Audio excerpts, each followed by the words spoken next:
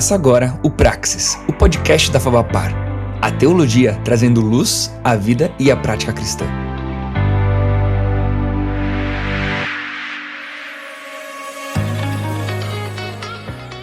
Fala galera, sejam muito bem-vindos ao nosso podcast Praxis, aqui da nossa querida faculdade, a Fabapar. Que alegria ter você aqui com a gente, para nós conversarmos um pouquinho sobre inteligência artificial, exatamente. Você já deve ter pensado que a gente vai falar só de ChatGPT, mas a gente não vai falar só disso. E se você está achando que você veio para cá para aprender as ferramentas de como não precisar mais fazer trabalho nenhum da faculdade, também não é o objetivo deste episódio, embora você possa ficar empolgado em fazer isso ao término desse tempo aqui juntos. A gente está aqui para bater um papo e ver como isso vai se relacionar com o nosso ambiente, o ambiente do cristianismo, né? Se você está ouvindo a gente pela primeira vez, não deixa de ativar aí tudo que tem para ativar na plataforma que você está ouvindo a gente. Lembrando que o Praxis está em qualquer plataforma de podcast que você queira acessar, a gente está lá, e também no YouTube, tá bom? Ative a notificação, ative o sininho, dá um like, porque isso vai ajudar você a não perder nenhum episódio dos nossos episódios que saem semanalmente. Eu sou o Thiago Vercelino e para mim é uma alegria estar com você aqui em mais um episódio. Para a gente falar desse assunto, ao invés de um convidado, temos dois convidados e eu queria que eles se apresentassem e você tentasse entender um porquê que eles é quem são os nossos convidados aqui hoje para conversar sobre esse assunto. Tudo bem, Thiago, Everaldo? Eu sou o Felipe Sabadini, pastor aqui na PIB de Curitiba, professor na Fabapar, na graduação da Fabapar ali de gestão de projetos ministeriais há 3 anos. Estou terminando meu mestrado na Fabapar também, agora esse ano, se Deus quiser, e bem empolgado com esse assunto de inteligência artificial. Ela caiu aí recentemente em nossas mãos, né, desde o começo do ano, e todo dia está surpreendendo. Eu acho como um benefício muito bacana a gente conversar sobre isso, porque é um apoio para a construção do conhecimento, do trabalho, de muito do que a gente faz. Então, sabendo usar é uma boa oportunidade de crescimento para cada um. Então, estou bem empolgado aí com esse papo que a gente vai ter junto aí.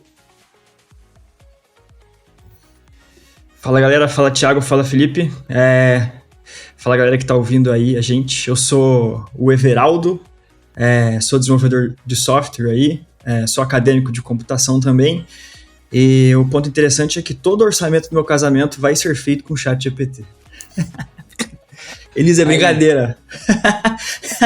A noiva vai ter que confiar na inteligência artificial para ver se o casamento vai sair ou não. Mas vamos lá, vamos conversar um pouquinho sobre esse assunto. Eu acho que antes de a gente entender se é importante, se não é, eu queria ouvir vocês dois sobre aquilo que tem surgido nesse ano. Tem mostrado para nós que inteligência artificial é o quê? Por que dessa minha pergunta? A gente tem um histórico aí de falar sobre inteligência artificial há muitos anos. Algo do futuro, as coisas automatizadas, né? Temos um famoso filme em 2001 sobre inteligência artificial. Obviamente tinha que ter a ver com apocalipse, né? Salvar a humanidade de alguma coisa, enfim, é a história do filme para falar isso. E a gente vem com essa automatização de robô, com um robô que sabe pensar, que sabe conversar, que vai adquirindo uma inteligência através da experiência, né? Tem aquele filme também do robozinho que é a empregada, que é o empregado doméstico lá e tal, né? E ele acaba tendo sentimentos. Então a gente tem essa imagem de inteligência artificial. Só que me parece, e aí vocês vão brigar comigo ou não, me parece que isso não tem muito a ver com o que tem se apresentado hoje para nós como inteligência artificial. Queria ouvir vocês. Olha só, então, eu acho que a principal... Vai lá, Everaldo, vai lá. Porque eu acho que a principal, pelo menos quando eu comecei meus estudos aí em inteligência artificial na faculdade, a gente passou várias aulas tentando definir o que era inteligência. E aí, bom, é muito difícil você conseguir definir o que é. Você não tem um conceito único sobre o que é inteligência, né? Só que quando você começa a falar de inteligência artificial, por exemplo, o Alan Turing, de uma forma sintetizada assim, aquele Alan Turing daquele filme lá, O Jogo da Imitação e tal, não sei se vocês conhecem, é um carinha bem conhecido aí na computação. Ele falava que inteligência é meio que igual a busca, você está buscando algo, e aí como você busca, como você chega nesse objetivo é inteligência. Tem outras pessoas que colocam no sentido um pouco mais amplo, que é automatização de atividades que associamos ao pensamento humano. Atividades como tomada de decisão, aprendizado e resolução de problemas. Só que, enfim, tem uma outra pessoa ainda que fala que a inteligência artificial é a arte de criar máquinas que executam funções que exigem inteligência quando executadas por pessoas. Então, assim, você tem diversos conceitos, assim, né? Então, acho que seria legal a gente, não sei, talvez chegar no meio termo vai ser impossível, mas eu acho que é um bom pontapé aí. O que você acha, Felipe? Partindo do que você falou, eu vou pensar assim, a inteligência artificial ela chegou primeiro, um pouquinho antes de você, na sua busca, na sua procura, por aquilo que você está interessado e precisa. Quando a gente vê que os sistemas são feitos por programação e a inteligência artificial, né, não depende totalmente de código, de if e else escrito, ela vai navegar em todos os códigos, em todo o conteúdo que ela tem, para trazer a resposta à pergunta que foi feita. Isso é muito bacana, porque ela não depende de um sistema pronto, feito, dedicado ao que você precisa. Ela navega em todos os sistemas e em todo o conteúdo que ela tem em banco de dados de informação. E vai, de forma individual, ajudar aquele que perguntou. Então, a inteligência artificial ela entra para ser individual o cuidado dela e o ensinar dela para a pessoa que está precisando e está pedindo a informação. Então, eu acho que isso no mundo hoje, onde na nossa mão temos um celular que de longe há muito tempo deixou de ser telefone, você ter esse professor, esse amigo, esse companheiro, esse cara entendido do seu lado, de forma rápida, até porque ele é um smart, até porque ele é um smartphone agora, né, não um telefone. Ele é um agora smartphone. Agora que o Junão faz o tudus no episódio. Eu acho que só uma coisa legal, porque hoje, quando se fala em inteligência artificial, a galera logo se lembra dos chats, né? Mas a área da inteligência artificial tem várias subdivisões, e aí, entre elas, o que está mais famoso hoje, que é linguagem modelo de linguagem natural, assim. Então, o ChatGPT é dessa área, né? Mas você tem, por exemplo, visão computacional, você tem deep learning, você tem outras áreas que talvez não estejam tão no hype, assim, e que a galera acaba, às vezes, sei lá, confundindo, assim. Tanto é que acho que entra bastante no que o Ti falou, de que às vezes a galera, nos filmes, por exemplo, se mistura tudo, né? Então você tem ali a inteligência artificial, que tem todas essas áreas plenamente desenvolvidas, o que eu acho bem difícil de acontecer, mas a bola da vez é um modelo de linguagem natural aí. Agora, eu acho que é difícil não, acho que é importante para a nossa conversa, principalmente quando a gente for fazer a ponte para o nosso ambiente do cristianismo, entender uma coisa, para quem está ouvindo a gente, que é o seguinte, vou fazer isso uma pergunta para vocês, né? A inteligência artificial, ela não é capaz de produzir algo novo a partir do nada.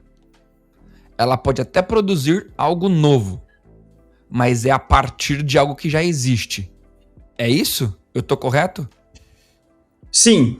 Geralmente, quando você está falando... vamos lá, vamos falar do ChatGPT lá. Se eu não me engano, a versão 2 dele, o ChatGPT 2, já está na 4, né? O que está disponibilizado para todo mundo é o 3, que é o chatzinho lá e tal. Mas o ChatGPT 2, ele foi treinado com uma base de dados. Então, ele tem que ser treinado.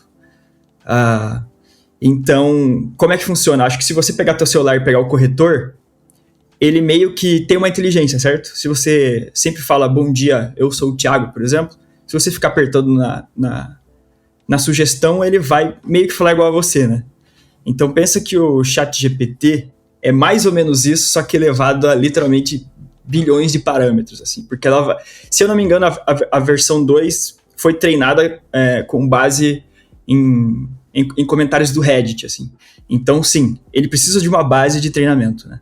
Se você, por exemplo, talvez eu esteja me alongando um pouco, mas existem várias consequências disso, tipo vícios de linguagem, você tem, às vezes, algum preconceito, alguma definição da galera que só fala inglês, sabe? Então, existem vários, eu diria, efeitos colaterais dependendo da sua base de dados. Então, respondendo a sua pergunta, sim. Se eu perguntar, Felipe, para uma inteligência artificial, por favor, faça uma pregação no texto de Romanos 12, 1 e 2. Isso não vai ser uma pregação a partir daquilo que a inteligência artificial pensa sobre Romanos 1 e 2. Mas ela vai pegar uma base de dados e vai construir uma pregação em Romanos 12, 1 e 2. É isso, Felipe? Isso mesmo. Então, o que ela vai fazer? Eu não falaria que ela vai fazer algo novo, ela vai fazer algo personalizado à pergunta que foi feita. Então, como a pergunta é uma frase feita na hora, a seu critério, ela vai responder aquilo. Isso que eu acho bacana. Se você olha o texto de Romanos 12, ela tem o conteúdo do texto de Romanos 12, ela tem os livros que fazem os comentários do texto de Romanos 12, ela tem conteúdo também em áudio desse assunto, baseado em como você daquilo que você já perguntou, da sua característica e de como você fez a pergunta, ela vai obedecer o seu critério. Ela já sabe que pregação, por exemplo, tá? Vai ter uma introdução, 3 pontos e uma aplicação. Ela conhece esse modelo de tantas perguntas que foram feitas e tanto material que existe. E ela vai trazer isso para você, com um título, com uma introdução, com 3 pontos e uma aplicação. Se você pedir mais detalhes, ela vai, a partir daquilo, fazer uma nova pergunta, uma nova busca, baseado naquilo que você perguntou depois, ou seja, ela especificou ainda mais a resposta. Então, ela vai trazer uma pregação. Eu vou falar o seguinte, ela vai trazer o texto, o esboço para um pregador? Vai. Texto por texto ela vai trazer. Agora, o pregador, quem está fazendo o esboço, usaria isso como modelo para aquilo que ele já está fazendo e aquilo que Deus tem falado com ele. Não é verdade? Então, eu olho com bons olhos as ferramentas, porque elas são apoio na busca de conteúdo. Hoje, se você tem um material de estudo, um livro, um comentário expositivo, um livro de concordância, você vai usá-lo para fazer a sua pregação, o seu estudo. Nós temos o aplicativo Logos, que junta vários livros e vai te trazer a lista de livros para te ajudar. Então, a busca pelo conhecimento nós já temos. A inteligência artificial vai fazer isso infinitamente mais rápido, mas ela vai trazer numa vertente direcionada à pergunta que foi feita. Então, ela vai trazer o esboço? Ela vai. E você pode, inclusive, melhorar o esboço passando parâmetros para ela do que ela tem te trazido. Isso é uma grande ajuda, porque não é só um esboço, é um material de estudo, é um trabalho, é um discurso, não é verdade? Ou simples, no dia a dia, uma pesquisa para o seu conhecimento. Agora, é interessante que, pelo que vocês estão falando, essa inteligência artificial, ela está a meu serviço. E mal utilizada, eu posso chegar em resultados que não era aquilo que eu estava esperando. Vou brincar aqui no ambiente acadêmico, nós formados em teologia, né? O professor pediu para você fazer uma pregação expositiva em Romanos 12, 1 e 2. Aí você vai lá no ChatGPT, precisa dar aquela agilizada, você tá com pressa, não deu tempo de fazer, de uma maneira errada, você vai lá e pergunta pro chat. Pregação Romanos 12, 1 e 2. Aí ele vem. Só que o fato de eu não ter dito como era a pregação, a inteligência artificial tá agindo com base na pergunta que eu fiz. Sim. Eu posso ter feito uma pergunta burra, porque eu precisava de um sermão expositivo Romanos 12, 1 e 2. É isso. A inteligência artificial, ela continua minha serva. Eu preciso fazer um bom uso dela. É isso? Ela sempre será. Por quê? Porque ela não começa com uma resposta, ela precisa da tua pergunta. Quanto mais detalhe, mais detalhada será a resposta. Nesse sentido, sim. Show. Então tá. Pode falar, Everaldo. É que um ponto interessante que eu acho que a gente sempre vai voltar é falar sobre a base de treinamento do modelo ali.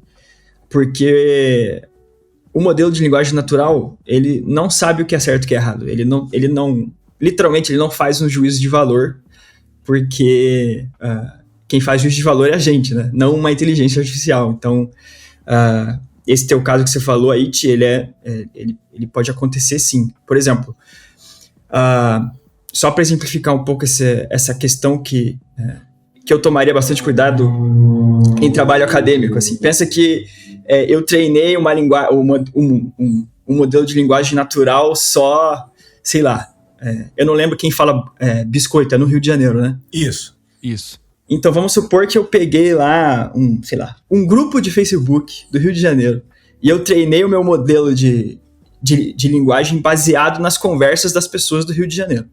Então, se eu chegar para esse modelo e falar assim, o certo é biscoito, ele vai falar sim, porque ele sabe que geralmente quando as pessoas entram no contexto de bolacha, se fala biscoito. Se eu treinar esse modelo, por exemplo, aqui no Paraná, e eu perguntar o certo é biscoito, ele vai falar que não, porque as pessoas aqui do Paraná falam bolacha, sabe? Então, tem que ter bastante cuidado assim, com isso. Mas nesse exemplo da bolacha e do biscoito, a inteligência, o certo é bolacha. A inteligência vai responder para você o seguinte: olha só, essa é uma pergunta que podem ter várias respostas. Para a região X é Y, para a região Z é W, entendeu? Hoje ela já tem essa capacidade de entender que temas não são de respostas exatas e absolutas, e ela dá respostas em diversos parâmetros, e ele pode usar, por exemplo, a região como um. Se a gente falar Vina é salsicha, ele vai falar assim, lá para a região sul do Brasil, lá em Curitiba mas para as outras não vão ser. A inteligência artificial, porque o conteúdo que ela busca é tão grande que dificilmente alguma coisa vai ficar de fora, então ela vai trazer algumas opções. Por outro lado, em alguns pontos ela vai trazer respostas erradas. E o conhecimento teológico, que nós temos tanto estudado, eu geralmente faço o seguinte: pega um personagem que você conhece mais, uma história bíblica que você tem segurança, e teste as ferramentas para ver as respostas que você vai dar. Em algumas você vai bater que as respostas estão erradas, porque a base de conhecimento fez com que ela não chegasse na resposta que você sabe de fato como é, tanto pelo que aprendeu, o que estudou e o que Deus falou contigo, te revelou. Então, ela vai buscar, mas ela não é garantia de certeza. Agora, a probabilidade de acertar é muito grande. Por quê? Porque a quantidade de conteúdo que se busca é muito grande. E ela tem performance para isso. Para varrer, para fazer as ligações e trazer as respostas. E muito em relação ao que você pergunta e ao que você já perguntou. Porque ela conhece o seu usuário. Nós fazemos um usuário lá, por exemplo, no chat GPT. E o conteúdo fica gravado. Então ela consegue entender você como um personagem. E vai trazer também as respostas no sentido que você tem procurado. Entendeu? Não é garantia de verdade. Os temas que tem mais de uma resposta, ela muito provavelmente vai trazer os 2 pontos, entendeu? Mas sempre vai precisar de quem? Do inteligente, do ser humano, do lado de cá, para julgar a resposta. Se for um Ctrl-C, Ctrl-V, em alguns momentos pode se dar mal. E não vai ter nem como se explicar. Eu fiz, enquanto vocês estavam falando, né?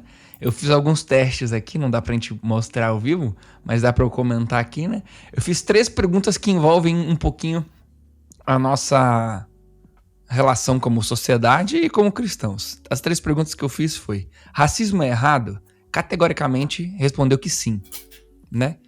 Justificou igualdade e dignidade humana. Aí eu coloquei aqui: poligamia é errado? Aí o chat já foi, a inteligência artificial já foi mais branda na resposta. Disse que a poligamia é praticada em vários lugares. De um ponto de vista ético, a poligamia pode ser considerada errada, mas só do ponto de vista ético. E ele diz que em outros lugares isso pode ser uma prática, e ele ainda dá um aconselhamento aqui, né? Mas lembra que é bom respeitar os valores individuais de cada indivíduo, para que ninguém sofra, para que o direito de todo mundo seja respeitado. E a última pergunta que eu fiz foi se o mundo foi criado ou evoluído. E é muito interessante, ele diz: cientificamente foi evoluído. Por outro lado, culturas e religiões trazem narrativas de criação, e ele define, em última análise, vale lembrar que a ciência existe para provar de uma maneira exata fatores físicos, tal. Então, ele diz, cientificamente a gente precisa crer na evolução, mas ambas, tanto a criação e a evolução, podem ser coexistir e serem valorizadas, mesmo sendo baseadas em tradições, fé e experiências pessoais. Então a gente vê aí a inteligência artificial fazendo um jogo de conversa bem interessante nisso que vocês falaram. Eu acho que a gente tem aí algumas informações suficientes para a gente começar a fazer um pouquinho de juízo de valor. Queria uma resposta, primeiro, assim, categórica, né? Se cristãos em volta de vocês estivessem usando a inteligência artificial para o cristianismo, né? Vocês aprovariam esse cristão? Falaram, nossa, que legal! Ou vocês reprovariam esse cristão? Diz aí. Categórica, assim, sim, não, e daqui a pouco a gente conversa um pouquinho mais. Eu não entendi sua pergunta. Vamos lá. Se um cristão fizer uso da inteligência artificial na vida dele, produzir sermão, líder de célula, trabalho acadêmico, faculdade e tudo mais, você aprovaria esse cristão e fala assim, cara, que legal, como é que faz? Vamos junto? Ou você fala assim, cara, isso daí não é certo não. O que você diria para esse cristão? Né? No contexto do Felipe, uma ovelha, né? Uma ovelha tua, Felipe, um aluno seu na faculdade. O que você diriam para essas pessoas? Bom, eu diria com certeza sim, aprovo. Não vejo nenhum problema. Eu acho que talvez se a gente estivesse tendo essa conversa ali em 2000, 2001, será que a gente não estaria fazendo a mesma pergunta, por exemplo, para o Google? Pô, será que o cristão pode usar o Google para fazer as perguntas? Ou ele precisa ali ir para a biblioteca e achar as informações? Então, acho que acaba sendo o mesmo dilema aí. Então, eu não vejo problema nenhum em um cristão se utilizar de inteligência artificial, até porque a gente já usa ela diariamente. Boa. Tem o depende? Ou é só o sinal? Porque um bom uso, benéfico, claro que sim. Para quê? Para tudo. Vamos voltar um pouquinho na história. Antes a gente ia dentro de uma biblioteca física e subia as escadas e procurava os livros. Depois, os livros estavam e o conteúdo estavam na internet e a gente não precisava mais ir presencialmente na biblioteca. A gente tinha o Google e o Google a gente fazia uma pergunta. E ele trazia os mesmos livros, mas em lista e dentro da sua casa. Hoje é diferente. Hoje você vai na frente dessa biblioteca, faz uma pergunta e ele não traz a lista dos livros, mas ele já traz o texto que você precisa baseado na tua pergunta. Você fez uma pergunta e a resposta é correta para o seu trabalho, para o seu ministério e te ajudou naquilo que você já está atuando? Claro que sim, claro que é bom. É um conteúdo da prova, eu passei um trabalho para a pessoa fazer.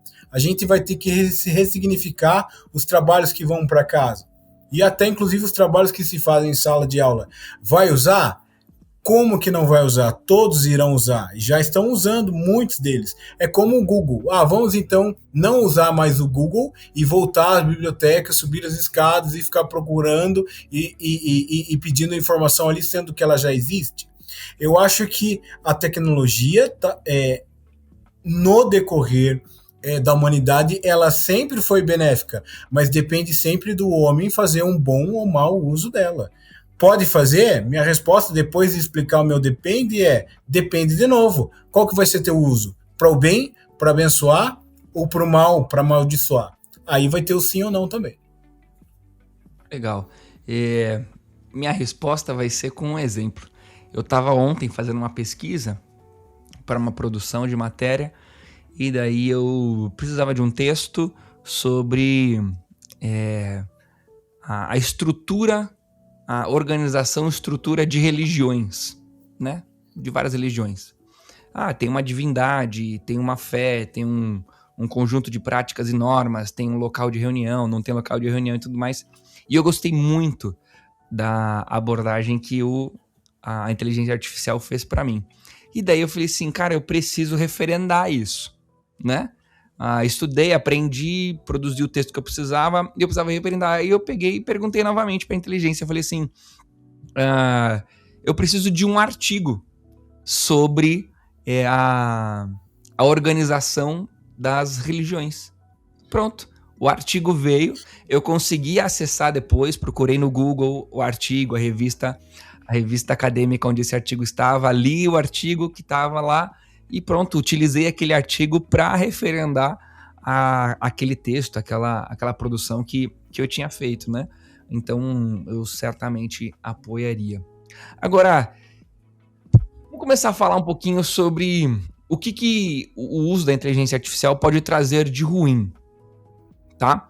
E eu quero começar esse de ruim citando um texto que a gente até conversou aqui um pouquinho em off, antes de a gente entrar para nossa gravação, que se a gente pegar o texto de 1 João, no capítulo 2, tem ali uma advertência de João a cristãos com relação aos anticristos, os falsos mestres, porque eles estavam enganando e tudo mais, pregando coisas que não eram sobre a palavra de Deus.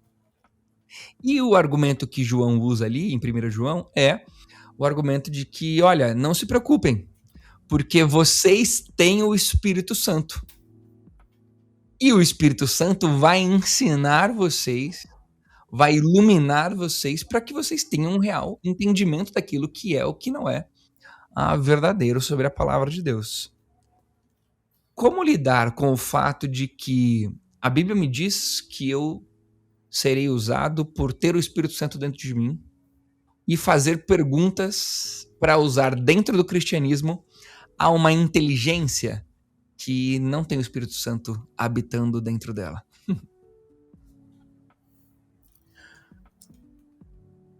A busca, a pesquisa, ela é feita hoje, com o material que cada um possui, certo?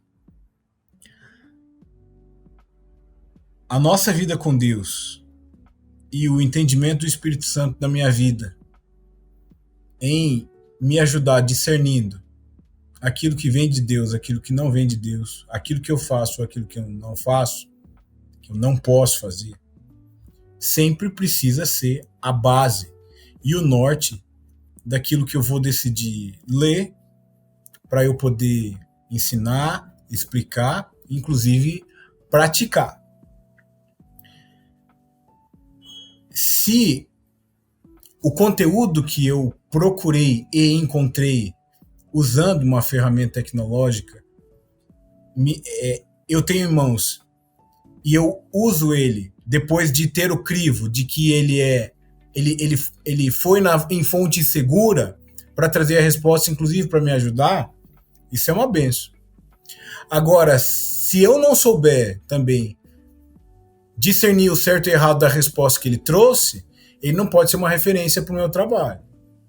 Ele não pode ser a referência para a minha pregação, para o meu discipulado, para o meu caminhar com Deus. Então, o nosso conhecimento que nós vivemos, a nossa vida, o nosso discernimento, as nossas experiências com Deus, essa é a nossa base de dados, vamos dizer assim, para a nossa caminhada com Cristo. E o Espírito Santo nos ajuda, trazendo luz às nossas decisões. Então, ele dará no nosso coração o discernimento de saber onde estamos pisando e o que estamos fazendo com o que estamos vendo. Eu vejo a ferramenta como um apoio na mão certa da pessoa certa para fazer a coisa certa. E é algo que está se expandindo e não tem como segurar.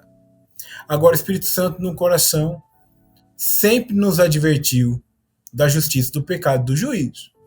Então, ele nos ajudará nas decisões a serem tomadas e no que nós fazemos com o que nós temos em mãos. Por quê? Porque sempre foi assim. E vai continuar sendo. Independente de quão fácil chega a informação, o dado em nossas mãos ou o que estamos vivendo. Graças a Deus pelo Espírito Santo, que sonda os nossos corações e intercede por nós e nos dá a chance de viver perto do Senhor. Show. O Espírito Santo não deixa de se fazer presente, né? Ele chegou antes. Ele já estava aqui. É isso aí. Não tem como. Que outros perigos, agora pensando no produto que está disponível, Everaldo, a gente pode correr na hora de usar ministerialmente a inteligência artificial? Pensando na questão do produto, na ferramenta ali. Os erros que podem existir nessa ferramenta, o que a gente pode correr de risco na hora de usar isso dentro do cristianismo? Tem um artigo muito famoso, eu não sei se for possível, até posso mandar o link dele depois, que tem uma organização bem famosa que se chama DeepMind, que estuda, enfim, aplicações e modelos de inteligência artificial, que ela listou diversas áreas de risco, né? São 6. Então, eu posso começar, por exemplo, aqui, que talvez seja que no mundo acadêmico talvez você tenha mais o risco de correr, que é justamente o termo em inglês seria misinformation, né? Tipo, dar uma informação equivocada. Então, por exemplo, você deu o exemplo que você pediu o artigo e ela te deu o artigo certo. Mas nem sempre ela vai fazer isso, porque, de novo... Ela me deu um artigo. E o artigo que eu li, eu gostei muito. Sim. Em comparação ao texto que tinha sido produzido. Entendi. É que é só lembrar que no modelo atual, o GPT 3.5, ele não busca nada na internet. Então, ele não vai na internet buscar. Ele tem uma base de dados e ele vai responder coerentemente de acordo com a tua pergunta, né? Então, às vezes, eu já vi casos de que perguntaram uma jurisprudência e ele respondeu uma jurisprudência coerente, mas é o que a galera chama de alucinação. Assim, tava alucinando, porque a jurisprudência não existia, sabe? E aí, por exemplo, a gente pode, é claro, que extrapolar isso. Vamos supor que... esses dias eu vi no Twitter, tipo, as pessoas usando o ChatGPT como psicólogo. E aqui talvez seja um outro assunto gigantesco, né? Será que pode? Será que não? Pode usar como médico? Eu diria, cara, com certeza não. Porque o médico vai ter um tato ali que a inteligência artificial não sabe? Então, quais são seus sintomas? Eu tô com coriza, dor de cabeça e tananã. Mas vamos supor que tem um outro sintoma que só o médico consegue ver, sabe? Então, talvez o médico vai ter uma resposta um pouco diferente. E é claro que você tem 1 milhão de casos de usos maliciosos. Eu posso, por exemplo, falar, cara, me dê um e-mail, eu quero passar um golpe em alguém, sabe? Escreva um e-mail convincente para passar um golpe. Então, é claro que hoje o ChatGPT não não deixa você fazer isso porque ele pertence a uma empresa, mas eu acho que num futuro muito próximo, esses modelos de linguagem bem robustos, eles vão ser para todo mundo, e aí eu posso subir o meu ChatGPT, você pode subir o teu, e aí você tira todas essas travas que ele tem, sabe? Então, assim, eu posso deixar o link aí depois, são vários, e é um artigo bem legal de se ler, assim, porque você não usa só, você começa a ter um pouco de senso crítico, assim, sabe? Hoje o que tem se percebido é que ele tem um contexto histórico, que ele coloca o limite do banco de dados que ele tem guardado.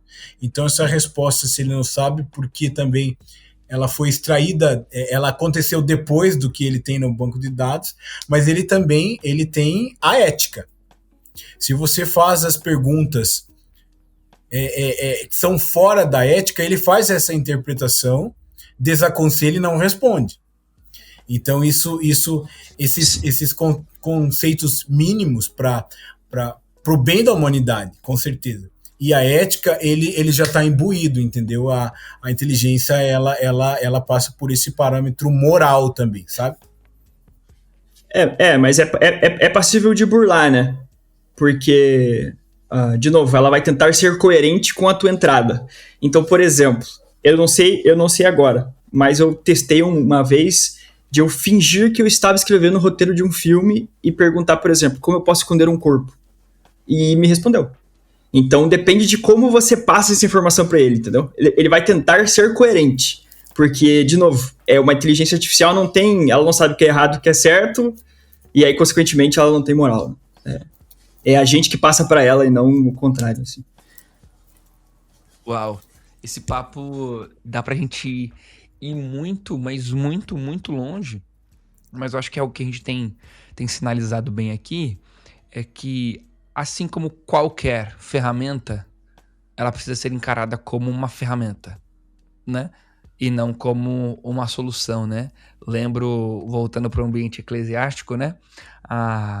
Quando a internet começou a ficar popular mesmo nesse ambiente, que a gente começou a encontrar os primeiros sermões prontos na internet, né? De pessoas físicas, pastores que subiam seus próprios sermões. Sermões, não sei. Qual que é o plural de sermão, hein, pessoal? Sermões ou sermãos? Vamos perguntar? Vamos fazer. Pergunta pro chat GPT. Vamos perguntar? Alguém vai perguntando enquanto eu tô falando aqui. Então, subiam os próprios textos para a internet e você acessava. Eu quero saber, quero ver os esboços de pregações que existem aqui do pastor Felipe Sabadini. E eu vou escolher um para pregar domingo, né? Olha só. Então, assim como pode falar. Sermões, ok? Sermões. Aí o Everaldo vai atestar se isso tá coerente ou não, né? Porque eu acreditei na resposta. Sermões, tá. Deixa eu falar uma coisa. Você perguntou se era o plural de sermão no português brasileiro, no português de Portugal ou no português da Angola. Ó, dá para colocar. Você não foi muito específico. Você não foi muito específico na pergunta. Então é só continuar a pergunta. Olha só, gente. O pastor Pascoal, ele libera os sermões dele. Ele libera. E como uma atitude generosa de proclamação da palavra. Então, aqui ele faz o sermão, lá por sexta-feira, antes do culto, chega para nós, para a turma fazer o data show, fazer o roteiro de células. Então, o conteúdo, por parte do pregador Pascoal Peragini, é generoso. Ele dá. No site dele, os sermões estão disponíveis. Então, vamos pensar assim, conteúdo por conteúdo, para pregar um sermão que já existe, isso já está há muito tempo disponível, né? Então vou pregar aqui filho pródigo, certo? Então, caço lá filho pródigo, vem um sermão nada mais, nada menos de um baita pregador. Pronto, tá feito, sai pregando. Mas você vai fazer isso, né? É interpretação e posicionamento pessoal. Agora, o ChatGPT não vem para trazer essa novidade, porque essa novidade já existe. O que ele vai fazer é pegar nos bancos de dados aquilo que já tem e fazer personalizado para você. Então, o camarada que não queria fazer o sermão antigamente, mas pegava um arquivo pronto e hoje faz no ChatGPT, está tendo o mesmo comportamento. Sim. Ele não quis ser usado por Deus para produzir uma mensagem. Isso aí. A ferramenta, ela sempre vai estar disponível. Sim. Né? Agora a gente tem que entender a melhor maneira de usar essa ferramenta, né? Porque senão a gente vai... E eu acho que tem mais uma coisa que seria legal de falar, seria talvez a minha principal contribuição, que muitas vezes a gente transfere algumas das mazelas do mundo, da sociedade, para coisas existentes na sociedade. O problema é o Google, o problema é o Pastor Pascoal. Pastor Pascoal, com todo respeito, o senhor tá nos ouvindo aqui, tô brincando, tá? O problema é o Pastor Pascoal, que deixa os sermões dele disponíveis na internet. O problema é a inteligência artificial. O problema é o ChatGPT. O problema, né? Tem uma frase, inclusive, que eu gosto muito de brincar quando eu falo sobre isso, famosa do John Piper, né? Que o Twitter e o Facebook servem para mostrar que não foi por falta de tempo que nós deixamos de orar, né? Peraí, é como se a gente tivesse... Eu sei que o John Piper não tinha essa intenção, mas é como se a gente estivesse colocando que o motivo de eu não orar muito é o Twitter e o Facebook. Quando, na verdade, a gente precisa olhar para o nosso coração. O problema não são os esboços que estão disponíveis na internet, não é o ChatGPT, o problema é o meu coração. Sim. Né? O problema não é a existência das redes sociais, o problema é o meu coração. O problema não é somente, né, as roupas que os homens e as mulheres andam na rua para que os meus olhos sejam atraídos por essas roupas. O problema é o meu coração. Né? Então a gente precisa entender que no fundo, a inteligência artificial vem para mostrar mais uma vez o quão desesperadamente precisamos de Jesus para transformar e para cuidar do nosso coração. Se vocês tivessem que deixar um conselho para quem está ouvindo a gente agora com relação ao uso da inteligência artificial, o que vocês diriam? Deixa eu primeiro que o Everaldo aqui. Use para o seu bem, o bem da sua vida com Deus, da sua convivência familiar, o seu trabalho. Use para ajudar ao próximo. Use para encontrar respostas que trarão o bem comum. Use para o seu conhecimento na sua trajetória de vida. Use essa e muitas outras ferramentas que virão, como os livros vieram, como a internet veio e teve o potencial de ajudar e abençoar a vida daquele que soube usar. Então, use. Mas eu deixaria também um versículo. Colossenses 2:3. O apóstolo Paulo estava escrevendo para os colossenses no combate a falsas doutrinas e para trazer a centralidade de Cristo e a suficiência da sua obra naquele povo. E ele falou o seguinte, Colossenses 2:3. Nele, parênteses para mim aqui, Cristo, em Jesus, né? Estão escondidos todos os tesouros da sabedoria e do conhecimento. O Senhor Jesus, ele tem a resposta para todas as coisas, a todo o momento, em todas as circunstâncias. Não há ferramenta alguma que fará uma substituição. A voz de Deus e o que a palavra já dita, inspirada, revela. O bom uso de uma tecnologia criada por homens, que Deus deu a possibilidade do uso da sua inteligência, criá-las, ela pode ajudar a muitas pessoas. Então, use. Use com moderação? Não é moderação a melhor palavra. Use em paz, para o bem de você e do mundo que está ao seu redor. Everaldo. Meu conselho seria, e foi algo que eu aprendi na faculdade, que é não personifique a inteligência artificial. O ChatGPT não é uma pessoa que sabe o que é certo e o que é errado. Ele é puramente um modelo matemático, probabilístico, que vai te responder algo que seja minimamente coerente. E que muitas vezes está certo. Mas, de novo, né, como a gente já falou bastante, use como uma ferramenta e se lembre que não é uma pessoa do outro lado. Galera, esse foi mais um Praxis. Eu acho que a inteligência artificial não precisa, e eu espero que a gente tenha mostrado isso nessa nossa conversa, e eu me dou por satisfeito se você está chegando aqui no final do episódio e teve essa percepção. ChatGPT, inteligência artificial, não precisa ser uma conversa sobre a ética dentro do cristianismo, sobre moral dentro do cristianismo, sobre pecado ou não pecado dentro do cristianismo. Ela precisa ser uma conversa sobre... Está aí, mais uma ferramenta. Determina o proveito ou não proveito disso. É o nosso coração. Com isso, digo que foi um privilégio ter você aqui com a gente. E até o próximo episódio do Praxis, aqui da FabaPar. Um abraço, valeu!